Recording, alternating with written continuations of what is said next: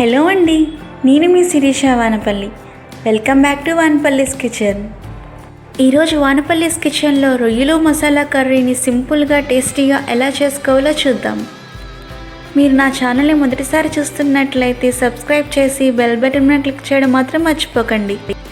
ముందుగా ఈ రెసిపీ కోసం శుభ్రంగా కడిగిన 1/2 kg రొయ్యలను తీసుకొని 1 స్పూన్ పసుపు, 1 స్పూన్ కారం, తగినంత ఉప్పు వేసుకొని ఉప్పు, కారం, పసుపు రొయ్యలకి బాగా పట్టేలా కలుపుకోవాలి.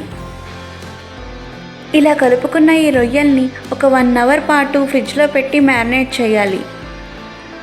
1 అవర్ తర్వాత స్టవ్ మీద ఒక ప్యాన్ పెట్టి తగినంత ఆయిల్ వేసుకొని ఆయిల్ మరిగిన తర్వాత ఉప్పు, కారం, పసుపు వేసుకొని మ్యారినేట్ చేసుకున్న రొయ్యల్ని ఈ ఆయిల్లో వేసుకొని ఫ్రై చేసుకోవాలి.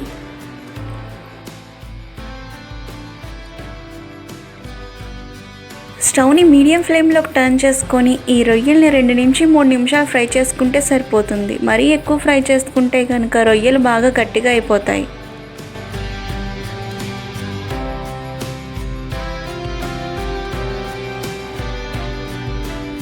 ఇలా ఫ్రై చేసుకున్న ఈ రొయ్యల్ని వేరొక బౌల్లోకి తీసుకోవాలి. ఇప్పుడు ఒక మిక్సీ జార్లో 2 మీడియం సైజ్ ఉల్లి తరుగు వేసుకొని అలానే ఒక మీడియం సైజ్ టమాటా తరుగు కూడా వేసుకొని మెత్తగా గ్రైండ్ చేసుకోవాలి.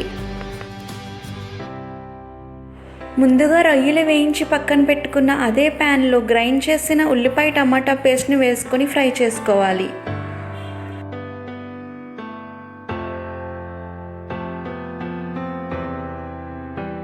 స్టవ్ని లో ఫ్లేమ్లోకి టర్న్ చేసుకొని ఈ ఉల్లిపాయ టమాటా పేస్ట్ వేగుతున్నప్పుడు 1 స్పూన్ అల్లం వెల్లుల్లి పేస్ట్ కూడా వేసుకొని బాగా కలుపుకొని మూత పెట్టుకొని పచ్చివాసన పోయేంత వరకు వేయించుకోవాలి. ఈ ఉల్లిపాయ టమాటా పేస్ట్ కూడా బాగా వేగిన తర్వాత 1 కప్పు వాటర్ వేసుకొని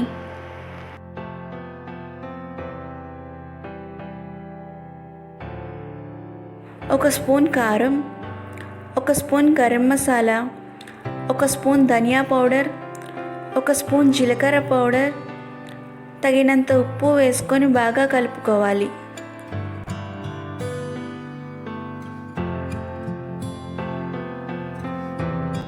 మసాలాలన్నీ వేసిన తర్వాత ముందుగా ఫ్రై చేసి పక్కన పెట్టుకున్న రొయ్యల్ని కూడా వేసుకొని ఒక 10 నిమిషాలు ఉడికించుకోవాలి.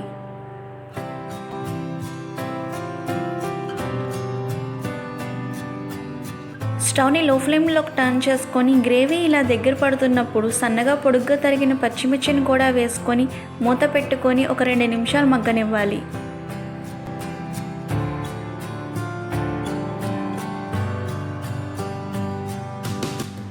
రెండు నిమిషాల తర్వాత స్టవ్ ఆఫ్ చేసి మూత తీస్తే రొయ్యలు మసాలా కర్రీ రెడీ అండి.